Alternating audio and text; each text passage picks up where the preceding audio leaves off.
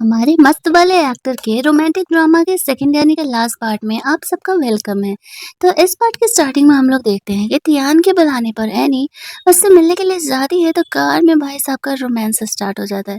कभी कभी मजबूरी में बने रिश्ते भी आपको एक सही प्यार एक सही इंसान से जगह मिला देते हैं, लेकिन क्या ये बात इनके रिश्ते पे लागू होता है नहीं, वो हमें बाद में पता चलेगा। आगे वो लोग तिहान के डैड के बुलाने पर उससे मिलने के लिए जा रहे होते हैं।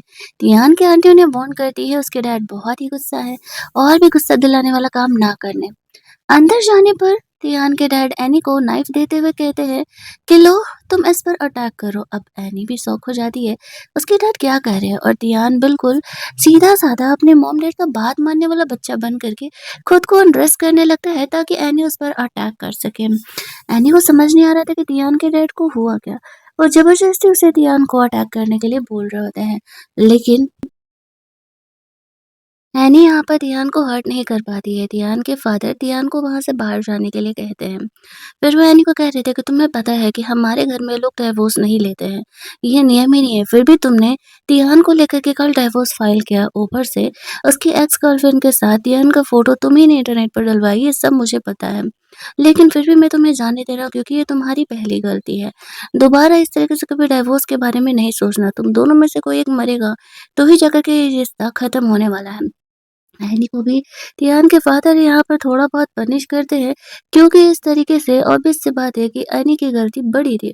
उनके फैमिली में जब ऐसे डाइवोर्स नहीं होता है तो फिर यहाँ पर डाइवोर्स के बारे में कोई सोच भी नहीं सकता है। एनी सोच रही होती है कि किस तरीके से वो तियान से पीछा छुड़ा, पिछले 5 सालों से वो मैरिड है, फिर के भी उनके बीच कभी भी कोई प्यार मोहब्बत वाला इमोशंस आए ही नहीं। दूसरी तरफ हम लोग देखते हैं कि इसके बाद अब तियान की बारी थी।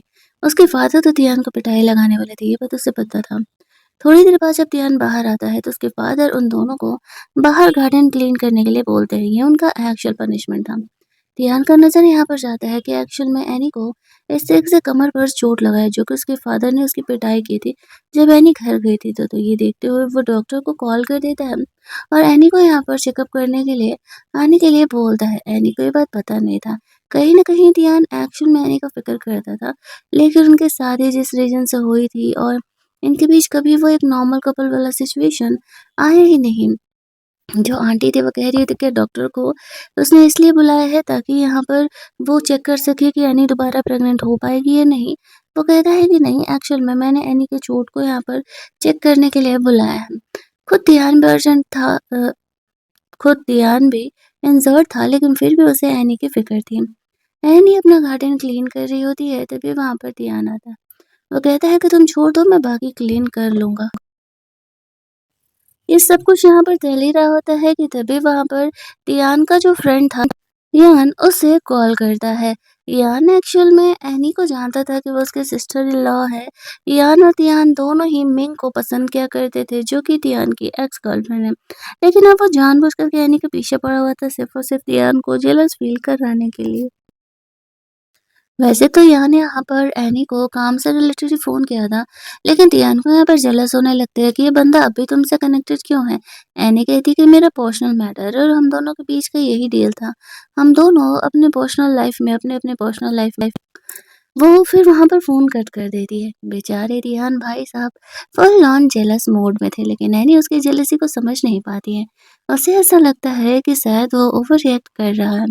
उसे तो पता भी नहीं था कि तियान एक्चुअल में उससे कितना प्यार करता है, क्योंकि उसने कभी उसे ये बात बताई ही नहीं। फिर वो लोग साथ में खाना-वाना खाने के लिए जाते हैं, तभी वो डॉक्टर भी आ जाता है।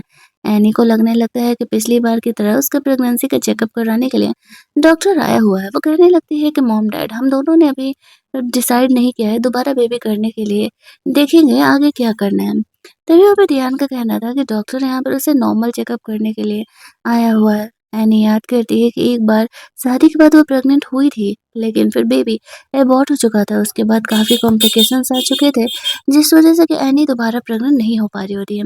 बट ये फैमिली वालों को नहीं पता था कि उन दोनों के रिलेशन इतने खराब है कि वो दोनों रेयरली ही इंटीमेट होते हैं। फिर एनी थोड़ा बहुत खा के वहाँ से डॉक्टर को चेकअप कराने के लिए चली जाती है। डॉक्टर कहता है कि एक्चुअल में ये स्पेशल मेडिसिन है, जो तुम्हारी बॉडी पर ऐसे चोट लगने के नुकसान है और पेन है, इससे ठीक हो जाएगा। डॉक्टर यहाँ पर टियान के बारे में कुछ-कुछ डिस्कस करना चाह रहा था एनी से, लेकिन एनी उसके बारे में कुछ भी सुनने के लिए तैयार ही नहीं थी। लेट नाइट इस तरीके से एनी खुद की चोट पर खुद ही दवा लगाने का कोशिश कर रही थी, जो उससे होने नहीं वाला था। टियान यहाँ पर आता है, वो एनी को कहता है कि दो मैं तुम्हारा हेल्प कर देता हूँ, लेकिन एनी उसे कहती है कि नहीं, मैं खुद ही हेल्प कर लूँगी, मुझे इस चीज़ में तुम्हारी ज़रूरत नहीं है। लेकिन टियान भला कहाँ इस बात सुनने वाला था। वो तो ज़बरदस्ती यहाँ पर एनी को दवा लगाता है, क्योंकि उसे उसकी फ़िक्र थी और एनी अगर नहीं सुनने वाली थी, तो फिर तो वो ऐसे ही दवा लगाएगा ना। एनी फिर इसके बाद चुपचाप मेडिसिन लगवा लेती है। आफ्टर दैट टियान अपने बॉडी पर मेडिसिन लगा रहा था। एनी नोटिस करती है कि एक्चुअल में टियान को उसके डैड ने अच्छा खासा यहाँ पर पिटाई किया है और वो बहुत ही बुरी तरीके से इंजर्ड है। ये देख कर के एनी टियान का फ़िक्र करने के बजाय एक्चुअल में गुस्से में उसके डैड पर और प्रेस कर देती है और कहती है कि अपने डैड को सँभालो, मुझे अभी फ़िलहाल बच्चे नहीं करने। हम दोनों वैसे ही एक-दूसरे से प्यार नहीं करते, तो इस रिलेशनशिप को खींचने से बेहतर है कि अलग हो जाए। ये टियान ढक्कन है, मतलब एट द एंड तक ये ढक्कन इंसान अपनी बातों को कन्फेस नहीं करता है कि उसे एनी से प्यार हो चुका है। क्या फ़र्क पड़ता है रिश्ता किस हिसाब से शुरू हुआ? अगर आप दोनों एक-दूसरे से प्यार करते हो, तो फिर यहाँ पर ये बातें तो एक-दूसरे को बतानी ही चाहिए ना। एनी यहाँ पर कहती है, तुम्हें नहीं लगता कि हम दोनों को अलग हो जाना चाहिए? तिहान कहता है कि नहीं, और अगर तुम अलग होना ही चाह रही हो, तो तुम्हें मेरे डैड से बात करना चाहिए। वो तो मान नहीं रहे और मैं डाइवोर्स के लिए मानने नहीं वाला। एनी सोच रही होती कि तिहान को हो क्या गया है? वो दोनों ही एक-दूसरे को बिल्कुल पसंद नहीं करते, तो फिर भी वो उससे अलग क्यों नहीं होना चाहता? नैनी वहाँ से निकल के अपनी फ्रेंड के पास चली जाती है, जहाँ पर कि वह पुराने वक़्त को याद कर रही थी, किस तरीके से उसकी मॉम उसे लड़का बना देती थी बाल काट करके, क्योंकि उसके डैड को लड़का चाहिए था और वो लड़की पैदा हुई थी। और बेचारी उसकी मॉम अभी एक मेंटल असाइलम में है, उसी को लेकर के उसके फादर उसे ब्लैकमेल करते रहते हैं। तो उसकी फ्रेंड वहाँ पर उसकी हेयर स्टाइलिंग कर रही होती है। शाम में पार्टी में जाने के लिए वो रेडी हो रही थी। उसकी दोस्त का बनाया हुआ ड्रेस पहन करके एनी यहाँ पर आती है, तो वो बहुत ही प्रिटी लग रही थी और आस-पास वाले उसे ताड़ते रह जाते हैं। एनी यहाँ पर आती है, तो खुद टियान भी उसे देखते रह जाता है। वो इस तरीके से उसे इतना प्रिटी कभी नहीं देखा था, क्योंकि एनी मोस्टली रेडी नहीं होती थी। वो इतनी सुंदर लग रही थी कि टियान का सेक्रेटरी भी उसका बड़ाई करने लगता है कि वो काफ़ी खूबसूरत लग रही है। फिर टियान एनी को अपने साथ लेकर के पार्टी में जाता है, जहाँ पर कि उसे पता था कि उसे इस तरीके से वहाँ पर ध्यान की वाइफ़ बन कर के रोल प्ले करना है। कुछ लोग तो यहाँ पर उन दोनों के सपोर्ट में थे, लेकिन कुछ लोग यहाँ पर उसे पसंद नहीं कर रहे थे, जिनमें से एक जीजी थी। जीजी उसकी सौतेली सिस्टर एनी के यहाँ आती है, उसके इंसल्ट करने का कोशिश करती है, क्योंकि उसे भी पता था कि उसके और तियान के बीच रिलेशनशिप ठीक नहीं है। हालाँकि शादी तो वो तियान से करना चाह रही थी, लेकिन हो नहीं पाया था ना। यहाँ पर वो इस तरीके से एनी को ड्रिंक ऑफ़र करती है, लेकिन एनी उसका दिया हुआ ड्रिंक नहीं करती, क्योंकि उसे पता था कि ज़रूर कुछ न कुछ उसमें गड़बड़ मिला होगा। तभी यान उससे बात करने के लिए आता है। एनी तो उसे एक पार्टनर की तरह ट्रीट करती थी। वो कहती है कि मुझे पता है कि तुम और तियान दोनों ही मिंग को पसंद करते थे। इसी वज़ह से तुम मेरे पीछे पड़े हो, क्योंकि अब तुम्हें तियान से बदला लेना है। तियान ने मिंग को छोड़ कर के मुझसे जो शादी कर ली। उस पार्टी में मिंग आती है। वो यान को कहती है कि तुम क्यों ना यहाँ पर मिंग को वापस ले जा कर के बात करो, शायद उसे तुमसे प्यार हो जाए। मिंग एक एक्ट्रेस है। एनी यहाँ पर मिंग से काफ़ी कैजुअली बिहेव कर रही होती है, जैसे उसे कोई फ़र्क नहीं पड़ रहा था दियान और मिंग के रिलेशनशिप को लेकर के। शादी के बाद भी दियान यहाँ पर मिंग से मिला था, तभी तो उसके फ़ोटो यहाँ पर वायरल करवाए थे एनी ने। लेकिन एनी ऐसे दिखाती है जैसे कि उसे कुछ भी नहीं पता और उसे इस बात से फ़र्क ही नहीं पड़ रहा होता है। यान भी जाकर के दियान को चिढ़ा रहा था, यार तेरी एक्स तेरे प्रेज़ेंस से तो कुछ ऐसे बात कर रही है जैसे कि दोनों बिल्कुल बेस्ट फ्रेंड्स हैं। दियान को भी नहीं समझ में आता कि एनी को सच में फ़र्क नहीं पड़ता है कि मिंग उसकी एक्स रह चुकी है। दूसरी तरफ हम लोग देखते हैं कि एनी वॉशरूम जाती है। वो अपना मेकअप रीटच कर रही थी। तो यहाँ पर इस तरीके से जो होती है उसकी सिस्टर उससे बात करने के लिए आ रही है और वो उसे चिढ़ा रही थी कि तुम्हारे और तियान के बीच तो शादी के 5 साल के बाद भी कुछ भी अच्छा नहीं हो। मुझे तो लगा था कि शायद तुम इतनी खूबसूरत हो तो तियान को पटा ही लोगी, लेकिन लगता नहीं है कि तुम्हारे पास का है। एनी बस से पलट के जवाब देती है और वो वहाँ से निकलती है, तो ध्यान को देखकर को उसे ऐसा लगता है कि शायद उसने उसकी बातों को सुन लिया। लेकिन तभी वहाँ पर मिंग आ जाती है तो एनी ये कह के जाने लगती है, आई थिंक कि तुम दोनों को बात करना होगा तो मैं तुम दोनों को अकेले छोड़ देती हूँ। लेकिन ध्यान यहाँ पर एनी को अपने साथ लेके जाता है और कहता है मुझे किसी से कुछ भी बात नहीं करना। और फिर वो ऑक्शन पार्टी स्टार्ट होता है। उस ऑक्शन पार्टी में यहाँ पर यान मिंग के लिए कुछ चीज़ों को खरीदना चाह रहा था, लेकिन अब बात यहाँ पर ये आ जाती है कि सबका कहना था कि तियान जो है और मिंग का एक्स है, तो वो चीज़ें मिंग के लिए बाय करके देना चाह रहा है। लेकिन वो इन चीज़ों को महँगे दामों में खरीद करके एनी को ही दे रहा होता है। एनी ने एक्सपेक्ट नहीं किया था कि यहाँ पर तिहान यहाँ पर फाइनली आने के लिए एक बहुत महँगा बुके बाई करके दे देता है और सब यहाँ पर कहने लगते हैं कि इन दोनों के रिलेशनशिप तो इतने अच्छे हैं। हमें तो ये लग रहा था कि इन दोनों का रिलेशनशिप खराब है, डाइवोर्स होने के कगार पर है, लेकिन यहाँ तो कुछ और ही चीज़ें दिख रही हैं। जैसे ही वो लोग वहाँ से बाहर निकलते हैं तो कुछ रिपोर्टर्स आए हुए थे। वो लोग पूछने लगते हैं कि तिहान और मिंग दोनों रिलेशनशिप में थे। वो दोनों अभी साथ में हैं, क्या एनी को इस बात से जेलस नहीं होता? तिहान कहता है, मैं अपनी बीवी के लिए 5 मिलियन का फ्लावर बुके खरीद के गिफ्ट कर रहा हूँ और तुम लोगों को लग रहा है कि मेरा अफेयर किसी और लड़की के साथ चल रहा है। थोड़ी ढंग की न्यूज़ छापा करो और अगर मेरी वाइफ के बारे में एक भी खराब न्यूज़ आया ना, तो मैं तुम लोगों को छोड़ने नहीं वाला हूँ। ये कह के वो उन्हें धमकी देता है। एनी भी उन्हें यही दिखा रही होती है कि एक्चुअल में उसके और तियान के रिलेशनशिप बहुत ही अच्छे हैं। तियान तो ये दिखाता है कि मिंग है भी कौन, वो तो उसे जानता ही नहीं है। ये बातें सुन कर के मिंग वहाँ से गुस्सा होकर के जाने लगती है कि तियान उसे इग्नोर कर रहा है। आफ्टर दैट वो दोनों कार की तरफ पहुँचते हैं। रिपोर्टर्स के जाने के बाद एनी का कहना था, हो गया आज का मेलोड्रामा, काफ़ी है, रिपोर्टर्स गए यहाँ से। अब एक्स्ट्रा ड्रामा दिखाने की ज़रूरत नहीं है। तियान भाई सब तो एक्चुअल में यहाँ पर एनी के साथ थोड़ी कोज़ी-कोज़ी होने की कोशिश कर रहे थे, लेकिन एनी तो उसके अरमानों पर ही पानी फेर देती है। रास्ते में एनी घर पहुँचते-पहुँचते सो जाती है। ध्यान उसे जगाता नहीं है, प्यार से उठा कर के कमरे में लेकर के जाता है और फिर उसे बेड पर ऐसे लिटा देता है ताकि सो सके। फिर वो उसके लिए मेडिसिन वगैरह लेने के लिए जाता है ताकि उसकी दवा पर वो लगा सके चोट पर। एनी की नींद खुलती है तो वो उससे कहती है कि दोबारा अगर मैं सो जाऊँ तो मुझे जगा दिया करना, मुझे अच्छा नहीं लगता कोई इस तरीके से मुझे आता है टच करता है तो। यहाँ पर वो आते ही उसे ऐसे दवा अप्लाई करने लगता है और बोलता है कि मैं कोई नहीं हूँ, तुम्हारा हस्बैंड हूँ। तो इस बात को ध्यान रखना, चाहे कुछ भी हो जाए मैं तो तुम्हारे साथ रहने ही वाला हूँ। वो उससे उसके पास्ट के, उसके बचपन के बारे में पूछ रहा होता है कि उसकी बॉडी पर इतने मार्क कैसे लगे। एनी को बताना था कि उसके फादर उससे प्यार नहीं करते और ये सब कुछ उन्हीं का किया हुआ है। अगले दिन जब दियान एनी को सर्च करवा रहा होता है उसके बारे में, उसे पता चलता है कि एक्चुअल में ये सही है। उसके फादर उसे प्यार नहीं करते, ये उसकी स्टेप मदर और उसकी मॉम मेंटल असाइलम में है। तब वो समझ जाता है कि एक्चुअल में एनी ने वो बिज़नेस मैरिज के लिए हाँ क्यों कहा होगा, क्योंकि उसकी मॉम इस तरीके से मेंटल असाइलम में थी और उसे उनसे पीछा छुड़ाने के लिए ये सब कुछ करना पड़ा था। अब वो सोच रहा होता है कि शायद वो तियान के साथ शादी करके इस तरीके से अमीर बनना चाह रही थी, इसी वजह से उसने ये सब कुछ किया होगा, लेकिन एक्चुअल में ये रियलिटी नहीं था। दूसरी तरफ ध्यान सोच रहा होता है कि अगर ऐसा नहीं है, एनी एक सच में अच्छी गर्ल है, तो क्यों ना एनी को अपना प्यार जताया जाए। अगर वो पहले ही ये काम कर देता तो शायद वो दोनों अपने लाइफ के 5 इयर्स वेस्ट नहीं करते ना।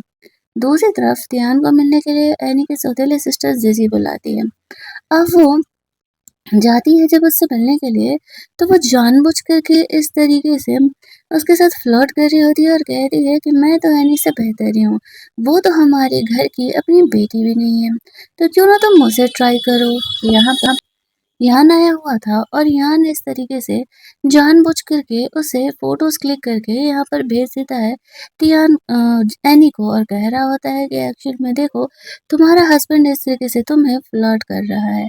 अब वो जानबूझ करके जीजी के साथ होटल के कमरे में जाता है जहाँ पर कि इस तरीके से वो उसे बोल रही होती है कि मैं यहाँ पे फ्रेशन अप होकर के आती हूँ, फिर हम ज़रूर ही रोमांस करेंगे। तो वो मान जाता है, उसने तो जानबूझ कर के ये सब कुछ कहा था। दूसरी तरफ हम लोग देखते हैं यहाँ पर एनी और यान दोनों ही पहुँच जाते हैं, लेकिन यहाँ आते ही वो तुरंत कमरे के अंदर नहीं जाती हैं और तुरंत ही यहाँ पर इस तरीके से उसके मॉम डैड को भी कॉल करके बुला लेती है, बहाना दे रही होती है कि मैंने तो कुछ भी नहीं किया। अरे धम! एनी जैसे ही इस तरीके से कमरे में अंदर थी, उसे तो ये लग रहा होता है कि वो और तियान दोनों जल्दी ही रोमांस करने वाले हैं। बातों-बातों में यहाँ पर जब वो लोग अंदर एंटर करते हैं, तो वो समझ जाती है कि इस तरीके से एनी यहाँ पर जानबूझ कर के उनके फैमिली को लेकर के आई हुई है। और इतना ही नहीं, यहाँ पर वो जानबूझ कर के जीजी से पूछ रहा होता है कि आखिरकार उसने उससे शादी क्यों की? तो वो सारी बातें यहाँ पर बोलने लगता है कि किस तरीके से बोलने लगती है कि किस तरीके से उसके डैड ने एनी को जानबूझ कर के उसके कमरे में भेजा था। इसी वजह से वो दोनों यहाँ पर रोमांस किए थे और मजबूरी में उन्हें शादी करना पड़ा था। यहाँ पर इस तरीके से ये सारी बातें जब होती है, तो यहाँ पर रेहान के डैड को सारी बातें पता चल जाती है कि एक्चुअल में यहाँ पर प्रॉब्लम क्या है। लेकिन वो एनी पर गुस्सा करने के बजाय जीजी पर गुस्सा कर रही होती है कि ये सब कुछ गलती तो उसी का है, क्योंकि अगर उसके फादर ने ये सब कुछ नहीं किया होता, तो बेचारी यहाँ पर सिचुएशन में फँसती नहीं। गुस्से में आकर के वो उनके साथ सारे कॉन्टैक्ट को कैंसल कर लेते और कहते, हमने ये एक्सपेक्ट नहीं किया था कि तुम लोग इतना हद तक गिर करके कुछ करने वाले हो। इस तरीके से यहाँ पर वो लोग उसे कितना रिक्वेस्ट करते रह जाते हैं, लेकिन वो कुछ भी सुनने के लिए तैयार नहीं था। यहाँ पर ध्यान उसकी फैमिली से कह रहा होता है कि मेरे और एनी के रिलेशनशिप भले ही अब ठीक है, लेकिन इस तरीके से गलत जो हुआ है, वो तो गलत नहीं होना चाहिए था ना। अब जीजी की वजह से उसकी फैमिली के सारे रिलेशनशिप यहाँ पर ध्यान की फैमिली से टूट जाते हैं। जिस चीज़ का पैसा कमाने के लिए उन्होंने किया था, वो अब तक एक्चुअल में अब नहीं हो रहा होता है। वो लोगों का रिक्वेस्ट भी यहाँ पर काम नहीं आ रहा था। तो फिर गुस्से में होकर के वो लोगों को ध्यान के मॉम डैड वहाँ से जाने के लिए कहते हैं। अब यहाँ पर ज़िज़ी एनी को कह रही थी, तुम्हें बहुत प्राउड फील हो रहा होगा ना, लेकिन तुम्हें पता है हम और ध्यान इतनी देर तक एक कमरे में अकेले थे। तुम्हें क्या लगता है हम दोनों के बीच कुछ भी नहीं हुआ होगा? जाने से पहले वो एनी के मन में शक के बीज बो देती है। ये देख कर के ध्यान का मूड थोड़ा-सा ऑफ हो जाता है। वो एनी को चीज़ें एक्सप्लेन करना तो चाह रहा था, लेकिन वो कुछ भी सुनने के लिए तैयार ही नहीं होगी, ये बात वो अच्छे से जानता था। जीजी वहाँ से चली जाती है। अब यहाँ पर ध्यान एनी से कुछ बात करना चाह रहा था, लेकिन यान बीच में आता है और एनी को वहाँ से लेकर के जाता है। ऑफिस में बैठ कर के भी यान इसी बारे में सोच रही थी। जीजी का कहना क्या सच में ध्यान और जीजी के बीच में कुछ भी नहीं हुआ था। उसकी फ्रेंड एनी को सजेस्ट करती है कि अगर वो सोच रही है इन सब चीज़ों के बारे में, तो उसे जाकर के ध्यान से डायरेक्टली इस बारे में बात करना चाहिए। लेकिन वो इस चीज़ के लिए तैयार नहीं थी। तभी वहाँ पर इस तरीके से वो यान को कॉल करती है। जिस प्रोजेक्ट पर वो काम कर रही थी, वो उसी की कंपनी का ब्रांच था। तो यान की वजह से उसे हेल्प मिल सकता था, तो वो उसे ये प्रोजेक्ट देने के लिए रेडी हो जाता है। एनी घर जाती है तो ध्यान लाइफ में पहली बार खाना बना रहा था। उस चक्कर में वो इस तरीके से प्लेट गिरा करके तोड़ देता है और पूरे किचन का कबाड़ी कर देता है। एनी कहती है, तुम मेरे लिए बना रहे हो? ध्यान का कहना था हाँ। और नोटिस करती है कि ध्यान के हाथ कट गया, वहाँ से ब्लड निकल रहा है, तो वो फोर्स स्टार्ट करने लगती है। लेकिन ध्यान यहाँ पर बेहोश होने लगता है क्योंकि खून थोड़ा ज़्यादा ही निकल गया था। एनी जैसे-तैसे करके यहाँ पर उसे सँभालती है, उसकी चोट पर हैंडीप्लास्ट लगाती है। आफ्टर दैट वो दोनों खाना खा रहे होते हैं। ध्यान कह एनी कहती है, तुम्हें हमारा डील तो याद था ना कि हम दोनों में से इस रिलेशन में जो भी पहले मिसस्टेप करेगा, वो अगले 8 घंटों तक दूसरे की बात मानेगा। तो ध्यान का कहना था कि हाँ ठीक है, बोलो तुम्हें मुझसे क्या ही बात मनवानी है। एनी का कहना था कि मैं तुम तब तक अपने ओल्ड फैमिली यानी कि अपने डैड को सँभालोगे। मैं एक प्रोजेक्ट पर काम करने वाली हूँ, वो मुझे चाहिए। ध्यान कहता है कि इस चीज़ को मिक्सअप करने में तो तुम्हारा भी हाथ था। एनी कहती है, तो ठीक है, बोलो तुम्हें क्या चाहिए? वो कहता है, मुझे तुम्हारे साथ नाइट स्पेंड करना है।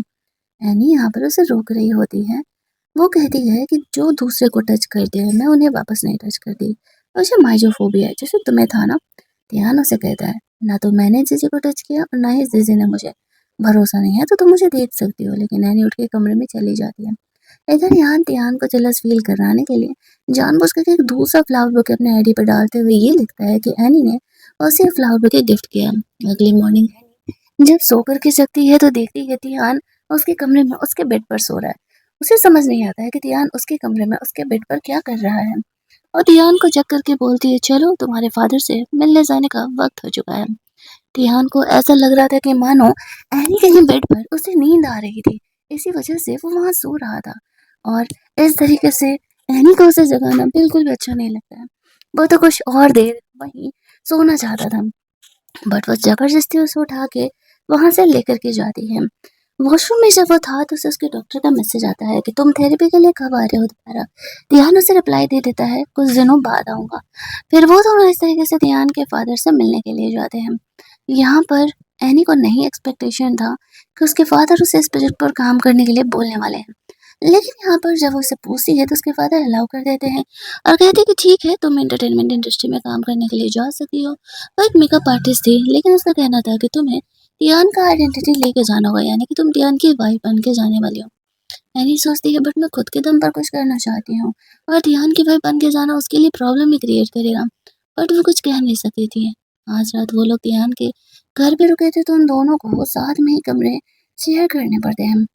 ध्यान यहाँ पर जानबूझ के कहने के पास जाता है, वो तो बस उसे हक करके सोना चाह रहा था, लेकिन एट द एंड दोनों कुछ बातें करते-करते सोने लगते हैं। ध्यान को नींद नहीं आ रही थी क्योंकि उसे एक्चुअल में एनी के साथ टाइम स्पेंड करना था।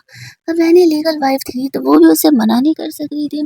फाइनली दोनों यहाँ पर साथ में रोमांस करते हैं। एनी ने एक्सपेक्ट नहीं किया था कि ध्यान इतना ज़्यादा पावरफुल होने वाला है। अगले दिन एनी अपने जॉब पर पहुंच जाती है। जिस ड्रामा की मेकअप आर्टिस्ट थी, वहाँ पे 2 हीरोइन होने वाली थी। एक तो ये गर्ल जो कि एनी के साथ बहुत ही अच्छे तरीके से बिहेव करती है और दूसरी वही आ जाती है मिंग। यान भी उसके साथ आया था। वो कहता है कि एक्चुअल में मिंग के करियर में कुछ प्रॉब्लम हो गया था तो मैंने उसे हेल्प किया था ये ड्रामा पाने में। इस बात पर एनी उसे कोई प्रॉब्लम नहीं जताती है। मिंग का मेकअप करने में उसे कोई प्रॉब्लम नहीं था। यान को भी वो साथ में जानबूझ कर छेड़ रही होती है। मैं सच में बहुत ही अच्छा मेकअप करती हूँ। एक बार करा करके तो देखो, मैं तुम्हारे लिए सच में डिस्काउंट लगाने वाली हूँ। यहाँ पर यान सोच रहा होता है कि मैं उसके साथ फ्लर्ट करता हूँ और ये मेरे साथ बिज़नेस करने का बात कर रही है। ये लड़की सच में नहीं सुधरने वाली है। फिर वो इस तरीके से मिंग का मेकअप करने के लिए चली जाती है। बातों-बातों में उसकी सेक्रेटरी यहाँ पर उसको इंसल्ट करने का कोशिश करती है। लेकिन यहाँ पर एनी उसे रिएक्ट नहीं करती है, वो चुपचाप अपने काम पर फ़ोकस थी। उसे पता था कि यहाँ बहस करने का कोई फ़ायदा नहीं होने वाला है। बातों-बातों में मिंग यहाँ पर ये शो ऑफ करना चाहती है कि वो और टियान बहुत ही क्लोज़ है, लेकिन वो इन बातों पर ध्यान नहीं देती है। इसके बाद उनकी शूटिंग स्टार्ट होती है। एनी को वहाँ पे रुकना था क्योंकि बीच-बीच में हीरोइन के मेकअप को रीटच तो करना पड़ेगा ना।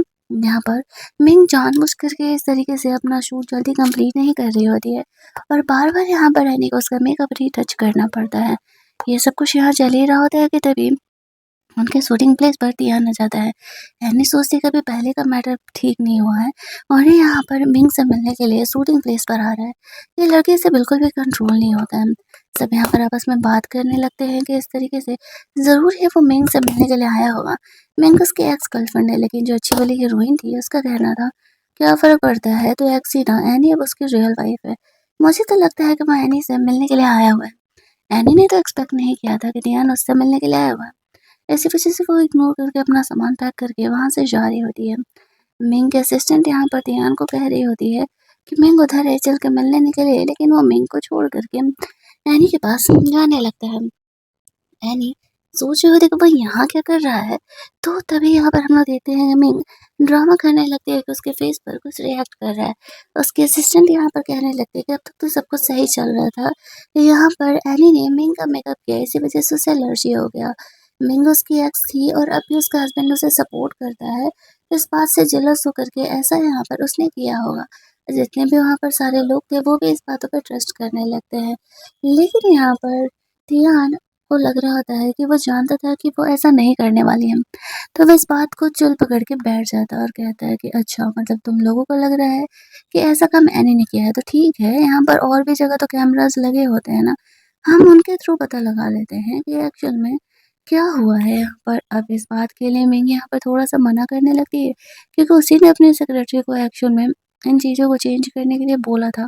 मेकअप में कुछ मिलाने के लिए बोला था। वो कहने लगती है एक्चुअल में मैंने गलती से मैंगो पुडिंग खा ली थी, इसी वज़ह से मुझे एलर्जी हो गया। लेकिन ध्यान कुछ भी सुनने के लिए तैयार नहीं था, अपने बंदे को ऑर्डर दे देता है सीसीटीवी फुटेज और रिकॉर्डिंग लेकर के आने के लिए, ताकि वो पता लगा सके कि आखिरकार ये सब कुछ किया किसने है। और फिर इस तरीके से थोड़ी देर में वो लोग यहाँ पर अपना रिकॉर्डिंग लेकर के आ जाते हैं। तो टियानो उन्हें देखने का कोशिश कर रहा होता है। अब यहाँ पर मिंग कहने लगती है कि तुम्हें मुझ पर भरोसा नहीं है, फलाना-ढिमकाना पूरा बोल रही होती है। उसका कहना था कि बात भरोसे की नहीं है, मुझे अपनी बीवी पे भरोसा है, वो ऐसा नहीं कर सकती है। वो उसका सपोर्ट करता है तो फिर मिंग का मुँह बन जाता है। एक्चुअल में हम लोग देखते हैं कि ये बात तियान को पता था कि मिंग ने उसके डैड से 1 मिलियन लेकर के अपनी मर्ज़ी से तियान से ब्रेकअप करके वो 5 साल पहले चली गई थी और उसे तो ऐसा लग रहा था कि मुझे इस बारे में कुछ भी पता ही नहीं होगा। ये बात जब यहाँ पर यान को भी पता चलता है तो उसका भी दिल यहाँ पर टूट जाता है मिंग से। उसने कभी एक्सपेक्ट नहीं किया था कि वो एक्चुअल में गोल्ड डिगर है और वो पैसे के लिए ये सब कुछ कर रही है। वो भी गुस्से में आकर के उससे अपने रिश्ते-नाते तोड़ लेता है। एक ही झटके में मिंग के हाथ से सब कुछ चला जाता है। ये ड्रामा चला जाता है। यहाँ पर उससे ध्यान अलग हो जाता है और यान भी अलग हो जाता है। लौटते समय वो एनी को कह रहा था, "तो मैंने कैसा बिहेव किया? अच्छा बिहेव किया ना?" उसका कहना था कि हाँ, लेकिन मुझे लगता है शायद ये तुमने खुद के लिए किया है और मुझे इस बारे में फ़िलहाल कुछ भी नहीं बोलना है। आफ्टर दैट वो सोच रहा था कि लगता है कि अब मैं उसे अट्रैक्टिव नहीं लगता हूँ क्या? इसी वज़ह से ये मेरे साथ ऐसा बिहेव कर रही है। आफ्टर दैट हम लोग देखते हैं कि एनी थोड़ी पार्टी के बाद ड्रंक कंडीशन में अपने कमरे में जा रही होती है तो तियान बहाना करके उसके कमरे में आ जाता है, ये बोलते हुए कि एक्चुअल में वो ड्रंक है और उसे कोई दूसरा रूम मिल नहीं रहा है। ताकि वो अपना कमरे में अकेले सो सके।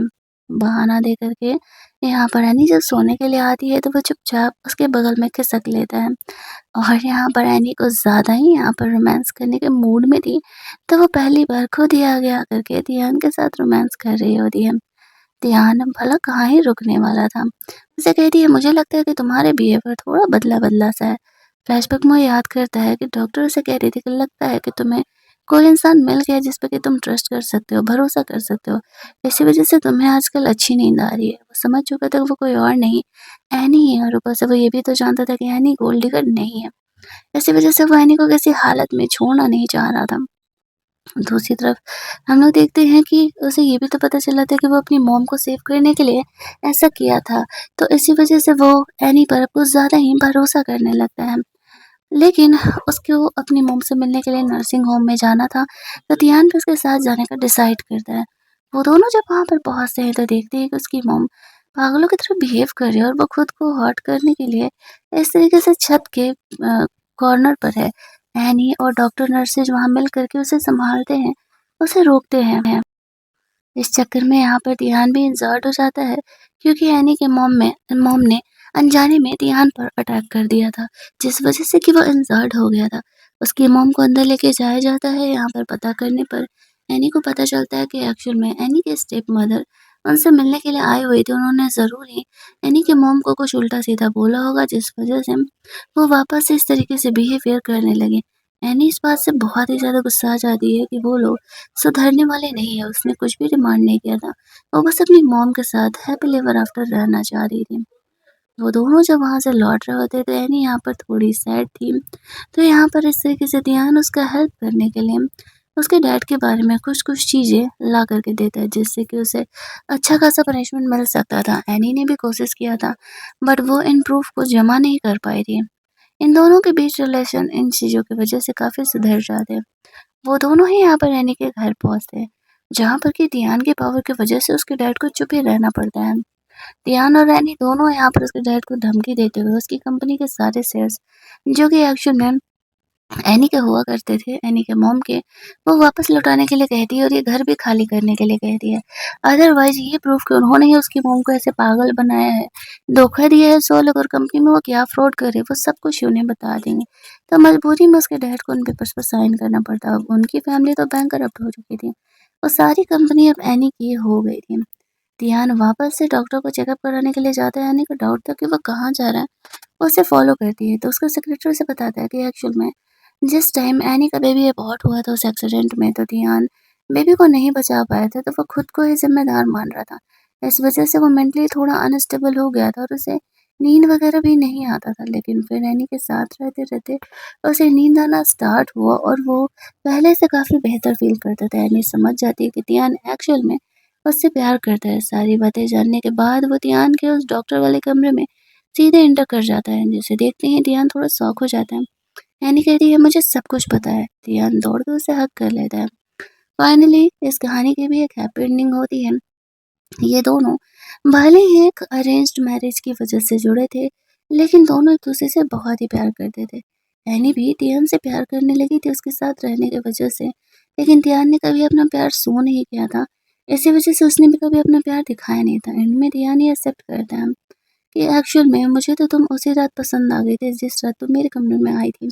लेकिन हमारा रिलेशन बहुत अजीब था, इसी वजह से मैं तुम्हें कभी ये बातें बता नहीं पाया कि मैं तुमसे कितना प्यार करता था। उन दोनों के कन्फेशन के साथ हमारा ड्रामा यहीं पर एंड हो जाता है। अगर आपको ये कहानी अच्छी लगी होगी तो वीडियो को लाइक एंड शेयर कर देना। चैनल को सब्सक्राइब कर लेना ताकि नए वीडियोज़ के नोटिफ़िकेशन आपसे मिस ना हो। चलिए जल्दी से मिल लेते हैं हम लोग एक और मस्त-मस्त वाली कहानी के हिंदी वर्ज़न में।